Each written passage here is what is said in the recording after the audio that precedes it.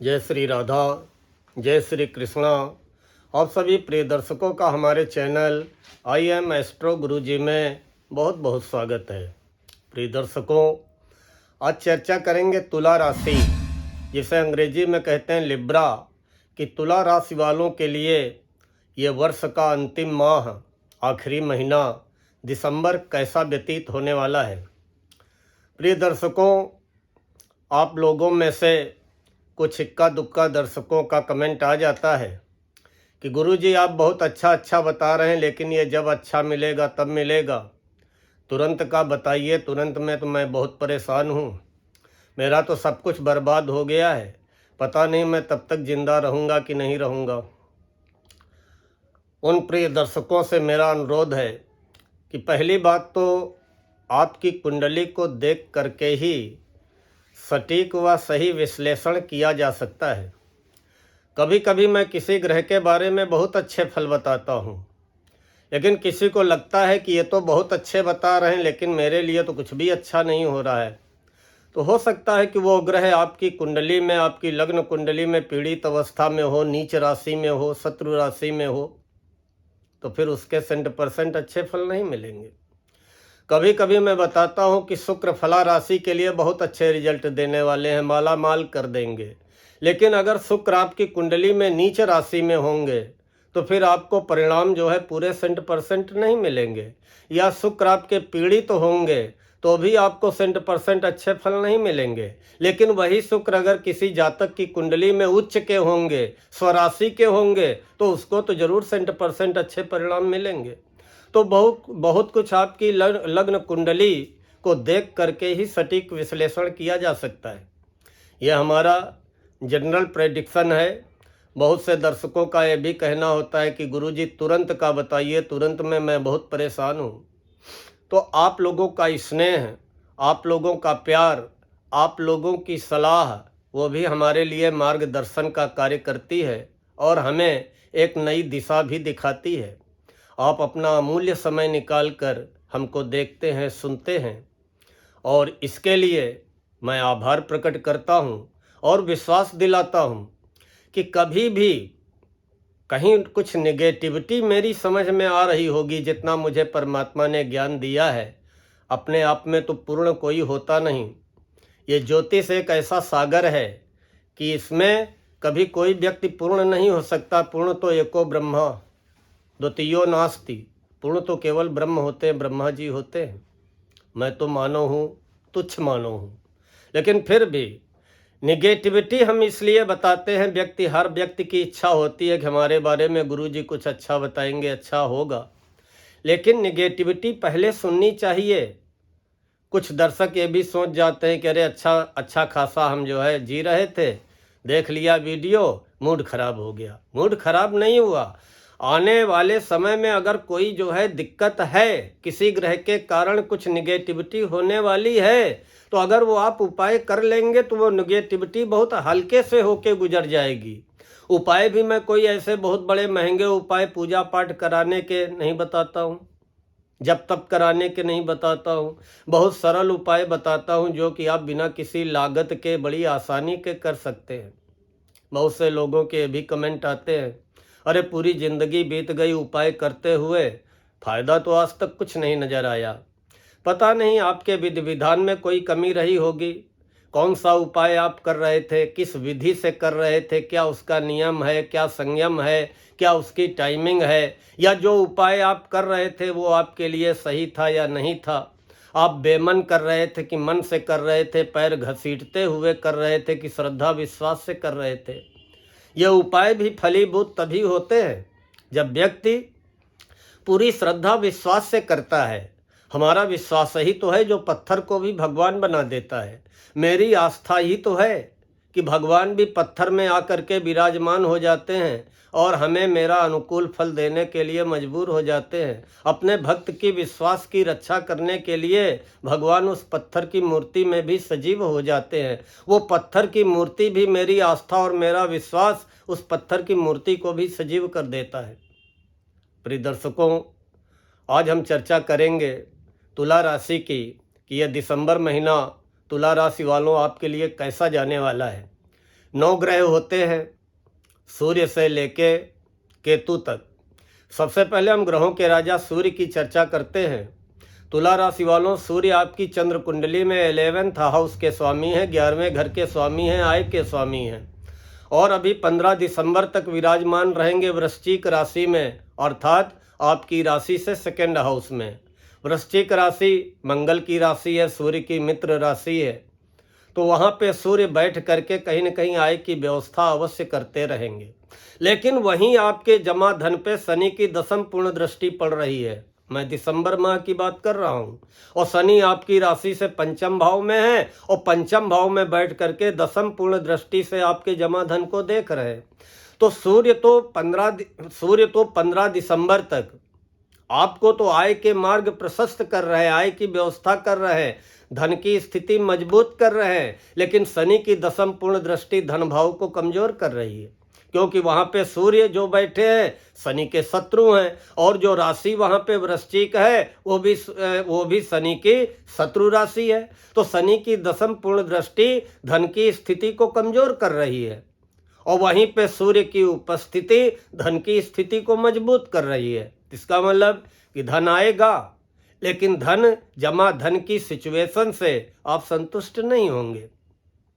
आपके विचारों में तेज आएगा, आपके चेहरे में तेज आएगा, आपके निर्णय में तेज आएगा, लेकिन घर परिवार को लेकर के कुछ ना कुछ असंतुष्टि का भी अनुभव होगा। चंद्रमा की बात इसलिए नहीं करते हैं कि 2.25 दिन 2.5 दिन में अपनी राशि बदल देते हैं। सूर्य के बाद अब हम चर्चा करते हैं मंगल की। दिसंबर माह में तुला राशि वालों, मंगल आपके 10th भाव में स्थित है, चंद्र कुंडली के 10वें घर में, वो भी अपनी नीच राशि में। अब 20 अक्टूबर से मंगल नीच राशि कर्क में विराजमान है और ये 21 जनवरी तक कर्क राशि में रहेंगे। अभी 7 दिसंबर को वक्री हो जाएंगे। क्रूर ग्रह जब वक्री होता है तो और ताकतवर उग्र हो जाता है। तो मंगल की ताकत और उग्रता में 7 दिसंबर से 21 जनवरी तक वृद्धि होने वाली है। मंगल हैं कौन से चंद्र कुंडली में, आपके किस घर का स्वामित्व है मंगल के पास आपकी चंद्र कुंडली में? तो आपकी चंद्र कुंडली में मंगल जमाधन के स्वामी हैं, आपकी वाणी के स्वामी हैं, कुटुंब परिवार के स्वामी हैं, अर्थात 2nd हाउस के स्वामी हैं, और आपकी डोमेस्टिक लाइफ के लाइफ पार्टनर, बिजनेस पार्टनर के स्वामी हैं, अर्थात 7th हाउस 7वें घर के स्वामी हैं। तो 7वें घर, दूसरे घर, जमाधन और दाम्पत्य जीवन के स्वामी कर्म भाव 10th भाव में बैठे हैं।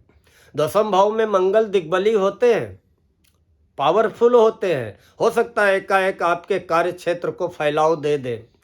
प्रॉपर्टी के क्षेत्र में अगर आप प्रॉपर्टी रियल इस्टेट से जुड़े हैं तो एकाएक आपका फायदा भी करा सकते हैं, लेकिन नुकसान की आशंका ज़्यादा है। क्यों? क्योंकि मंगल नीच राशि में है, वक्री हैं तो कहीं ना कहीं उल्टे परिणाम भी दे सकते हैं। किस चीज़ के परिणाम देंगे? करियर में बैठे हैं, कार्य क्षेत्र को लेकर के, रोजी रोजगार को लेकर के, व्यापार व्यवसाय को लेकर के मन में असंतुष्टि पैदा कर सकते हैं, कोई रुकावट डाल सकते हैं। उसके अलावा जमा धन को लेकर के भी स्थिति आपकी गड़बड़ हो सकती है, क्योंकि जमा धन के स्वामी नीच के हैं। दाम्पत्य जीवन को लेकर के भी कलह विवाद की स्थिति आ सकती है। दाम्पत्य जीवन में भी मतभेद, उतार चढ़ाव बना रह सकता है, क्योंकि दाम्पत्य जीवन के स्वामी मंगल है। तो इसलिए हर मंगल को हनुमान मंदिर जाते रहें 21 जनवरी तक। हम तो दिसंबर माह का राशिफल बता रहे हैं, तो हर मंगल हनुमान मंदिर जाते रहें और हो सके तो रोज जाएं, मत्था टेके, हनुमान चालीसा, हनुमान अष्टक का पाठ करें, सुंदरकांड का मंगलवार को पाठ करें, ब्रह्मचर्य जीवन का पालन करें, अपना खान पान साफ सुथरा शाकाहारी रखें। नाम का बहुत बड़ा महत्व है। आप कहीं नहीं जा सकते हैं, हनुमान मंदिर तो जा सकते हैं, मत्था टेकिए, सच्चे मन से अर्जी लगाइए।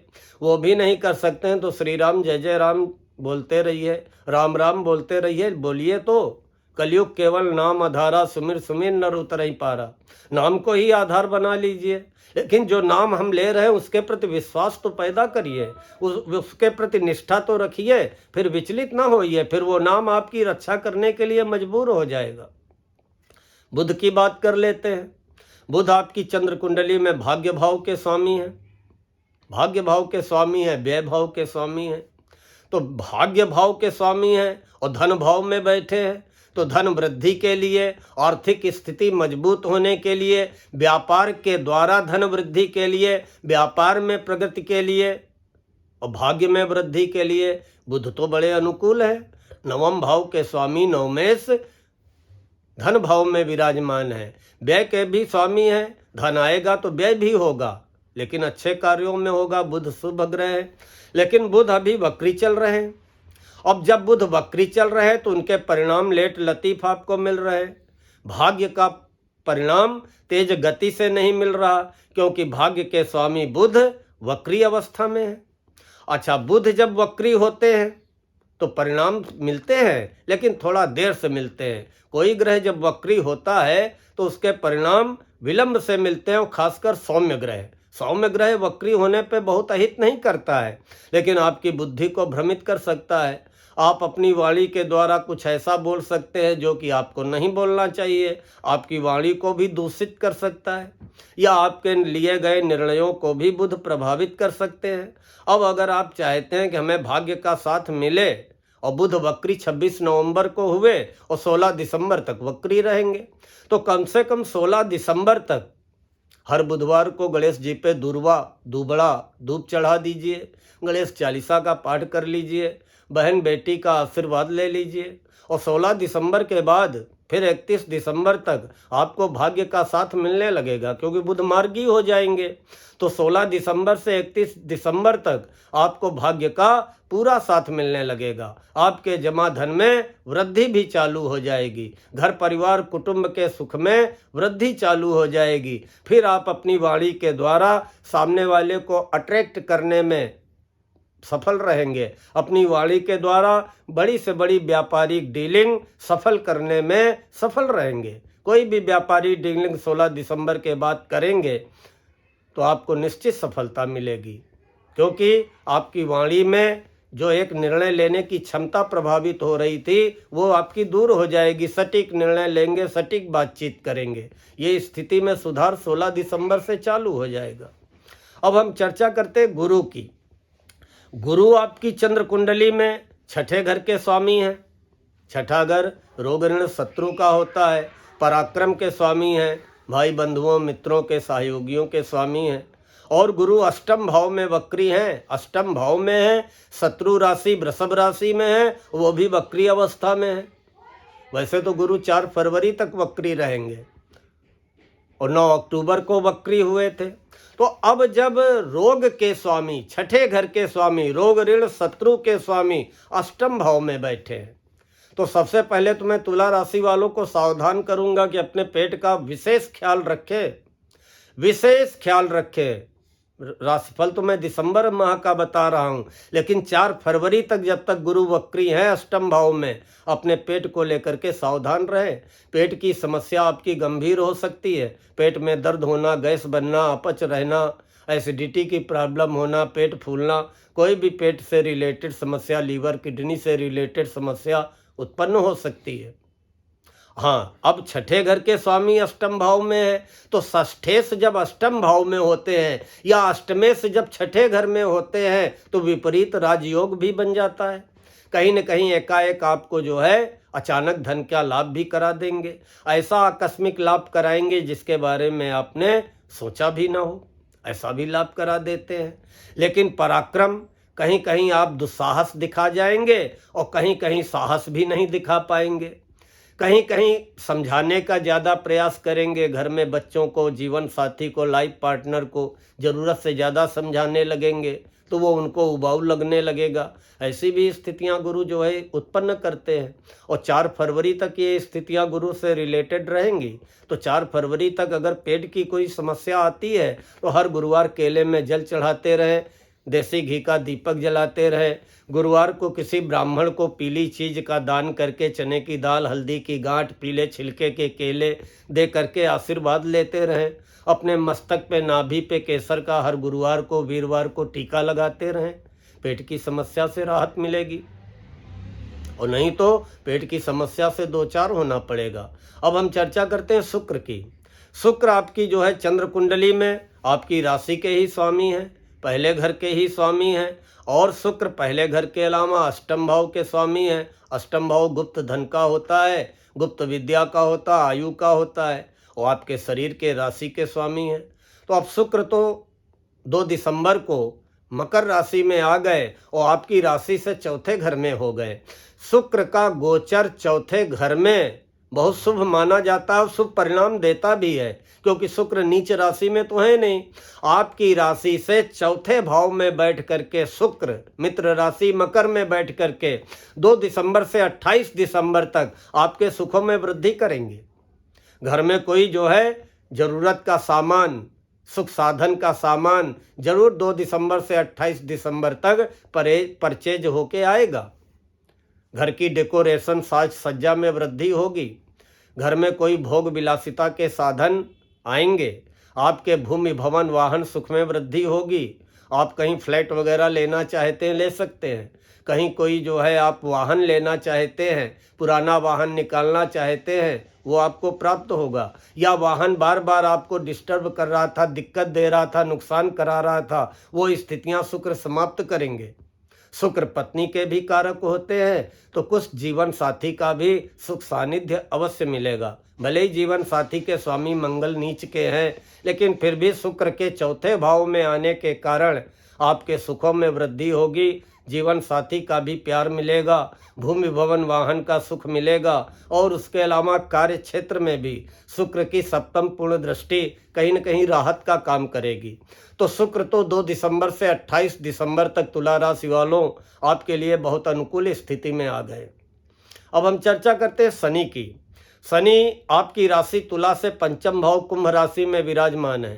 पंचम भाव के शनि पूज्य होते हैं, अशुभ नहीं होते हैं, शुभ भी नहीं होते हैं। अर्थात शनि के उपाय करके आप शनि को प्रसन्न कर सकते हैं।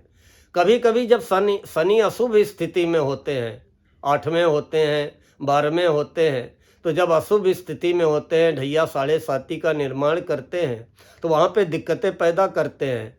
फिर कह दो कि गुरु जी ने कहा था पीपल में जल चढ़ाना, दीपक जलाना, छाया दान करना, सब कुछ हम करते रहे, कोई फायदा नहीं हुआ, तो आप क्या समझते हैं कि हम एक दिन पीपल में जल चढ़ाएंगे और कल से ही क्रूर ग्रह शनि बिल्कुल प्रसन्न हो जाएंगे? इम्पॉसिबल। लेकिन आप अपना कर्म करते रहिए, हो सकता है फीवर 105 है 104 पे आ जाए। लेकिन तुला राशि वालों, शनि आपके तो 5वें घर में है, पूज्य है। अर्थात संतान संबंधी अगर कोई दिक्कत है, पेट से रिलेटेड कोई प्रॉब्लम है, क्योंकि 5वां घर पेट का होता है, संतान का होता है। वैसे शनि मार्गी हो चुके हैं, संतान पक्ष को लेकर के चिंताएं कम करेंगे, क्योंकि शनि जहाँ बैठते हैं स्थान वृद्धि करते हैं। लेकिन फिर भी शनि की जहाँ जहाँ दृष्टियाँ पड़ती हैं, वो दृष्टि अगर नीच राशि में पड़ रही होगी या जो है शत्रु राशि में पड़ रही होगी, तो उस भाव के जो फल होते हैं ना, उनसे आपको दूर कर देंगे। शनि की दृष्टि अशुभ मानी जाती है, शुभ कम मानी जाती है जब उच्च राशि में शनि की दृष्टि पड़ रही हो, या शनि की स्वयं की राशि में दृष्टि पड़ रही हो, या शनि की अपने मित्र राशि में दृष्टि पड़ रही हो, तो वो शनि की दृष्टियां भी अनुकूल परिणाम देती हैं। आइए दृष्टियों के बारे में जान लेते हैं। तुला राशि वालों, आपकी चंद्र कुंडली में आपकी राशि से पंचम भाव में बैठ करके कहते हैं शनि जहाँ पे बैठते हैं वहाँ से तीसरे, 7वें, 10वें भाव को पूर्ण दृष्टि से देखते हैं। शनि पंचम भाव में बैठे हैं तो तीसरी पूर्ण दृष्टि से 7वें घर को देखेंगे, और 7वें घर में 1 का अंक लिखा है, अर्थात मेष राशि, और मेष राशि शनि की नीच राशि है।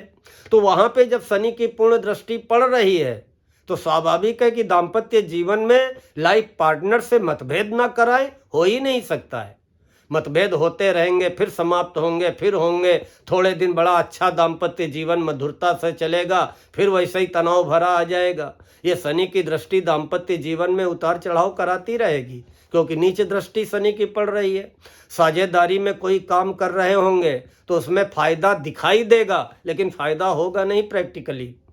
उसके अलावा शनि सप्तम पूर्ण दृष्टि से आपके आय को देख रहे हैं। अब आप देखिए, आय के स्वामी सूर्य तो अनुकूल हैं, आय के स्वामी सूर्य अनुकूल हैं, धन भाव में है, मित्र राशि में है, लेकिन वहीं पे शनि की दशम पूर्ण दृष्टि है और आय के स्थान पे शनि की सप्तम पूर्ण दृष्टि है और आय के स्थान पे 11th हाउस के स्वामी सूर्य हैं। सूर्य शनि में शत्रुता है, तो सिंह राशि पे शनि की सप्तम पूर्ण दृष्टि कहीं न कहीं आय को लेकर के आप पूरी तरह संतुष्ट नहीं है।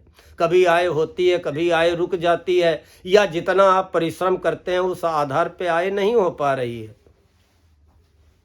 ये स्थिति आएगी। और दशम पूर्ण दृष्टि तो बताया कि शनि की धन भाव में पड़ रही है, शत्रु राशि वृश्चिक राशि, मंगल की वृश्चिक राशि में पड़ रही, तो ये शनि की दृष्टियां आपको प्रभावित कर रही हैं। शनि अभी पूज्य है, तो जब पूज्य है तो शनिवार को पीपल में सुबह जल चढ़ाइए, शाम को सरसों के तेल का चौमुखा दीपक जलाइए। हो सके तो जब आप शाम को घर लौट के ऑफिस से या फैक्ट्री से आते हैं, हाथ पैर धो के अपने पूजा घर में कपड़े बदल के बैठ जाइए, दशरथ जी द्वारा रचित शनि स्तोत्र का पाठ कर लीजिए। नहीं कुछ कर सकते, ओम संग शनैश्चराय नमः बोल दीजिए, या हनुमान चालीसा, सुंदरकांड, बजरंग बाण, हनुमानाष्टक कुछ भी पाठ कर लीजिए, अवश्य रिलैक्स मिलेगा। अब हम बात राहु की करते हैं। राहु आपके छठे घर में है, केतु 12वें घर में है, और छठे घर के राहु गोचर में बहुत अच्छा परिणाम देते हैं। अब आप कहोगे कि गुरुजी 18 मई तक छठे राहु रहेंगे और लगभग 1 साल तो बीत गया, कोई चमत्कार नहीं हुआ। तो होता क्या है कि राहु और केतु ये धोखेबाज ग्रह होते हैं, अर्थात अगर ये गोचर में शुभ हैं, राहु गोचर में शुभ होते हैं 3रे, 6ठे, 11वें, और अगर आपकी कुंडली में भी 3रे, 6ठे, 11वें बैठे होंगे तो शुभ ही परिणाम देंगे। लेकिन अब ये एक राशि में 1.5 वर्ष तक रहते हैं। अब अक्टूबर 23 से राहु आपके छठे हैं, 18 मई 25 तक रहेंगे छठे राहु, बहुत अनुकूल परिणाम मिलने चाहिए। लेकिन लगातार 1.5 साल डे पर डे ये परिणाम नहीं देते हैं। राहु केतु जो भी नफा नुकसान करना होता है एकाएक कर देते हैं, एक बार 1.5 साल में एक बार एकाएक आपको या तो जो है फर्श से अर्श पे पहुंचा देंगे और या अर्श से फर्श पे ला देंगे। राहु केतु धोखेबाज ग्रह हैं। अगर फेवर में हुए तो एकाएक अचानक, आपने सोचा नहीं होगा, कल्पना नहीं की होगी, आपको अचानक आपके जो है रातों रात सितारे बदल देंगे। और अगर आपके अपोजिट हुए तो रातों रात आपको जो है राजा से रंक भी बना देते हैं। ये जो कुछ करते हैं एकाएक करते हैं, ये नहीं कि हमारे फेवर में आ गए तो 1.5 साल तक लगातार पर डे हमको जो है फायदा ही फायदा कराते रहेंगे, ऐसा नहीं हो सकता है। हाँ, राहु छठे हैं, 18 मई तक रहेंगे, तो ये एकाएक आपको दिसंबर में भी फायदा करा सकते हैं और 18 मई तक किसी भी महीने कभी भी फायदा करा सकते हैं। धैर्य रखिए, विश्वास रखिए। हाँ, छठे घर के राहु रोग ऋण शत्रु नाशक होते हैं, कहीं न कहीं रोग ऋण शत्रुओं का नाश भी करेंगे और आपके प्रतिद्वंदियों को परास्त करेंगे। आपके प्रतिद्वंदी भले ही कोई भी चक्रव्यूह की रचना करें, आपका बाल बांका नहीं कर पाएंगे। गोचर में 12वें केतु हैं, आपकी यश ध्वजा फहराएंगे। दूर दराज विदेशों से, बाहरी क्षेत्रों से जो आपके रिलेशन बनेंगे, चाहे वो व्यापारिक रिलेशन बने और चाहे जैसे रिलेशन बने, उनसे आपको फायदा दिलाएंगे। लेकिन फिर भी डेली कुत्तों को खिलाते रहें ताकि केतु अपना प्रभाव और ज़्यादा शुभ प्रभाव आपकी राशि के लिए दे सके। पर डे कुत्तों को खिलाते रहें, आपको निश्चित सफलता मिलेगी। ये स्थितियां हैं। और सबसे बड़ी चीज़, एक चीज़ मैं और कहूँगा कि आपने राशि के स्वामी को तो प्रसन्न कर लीजिए, कोई भी 12 राशियाँ हों। तुला राशि वालों, आपके राशि के स्वामी शुक्र हैं अनुकूल अभी गोचर में 2 दिसंबर से 28 दिसंबर तक। लेकिन शुक्रवार को खूब सजमज के निकलिए घर से, अच्छे कपड़े धुले हुए साफ सुथरे पहनकर, खूब परफ्यूम सेंट वगैरह लगा करके महकते हुए निकलिए। गौ माता को डेली गुड़ रोटी खिलाइए, एक रोटी में गुड़ रख के, गुड़ नहीं है चीनी रख के डेली गौ माता को खिलाते रहिए। कहीं आप जर्नी में हैं, यहीं घर के बाहर हैं, कोई भूखी प्यासी गाय नज़र आ जाए, ठीक है, गुड़ नहीं है, केला सेब जो बिक रहा हो खरीद के खिला दीजिए, या बंद ब्रेड बिस्किट कुछ भी जो बिक रहा हो खरीद के खिला दीजिए। अपने राशि को प्रसन्न कर लीजिए।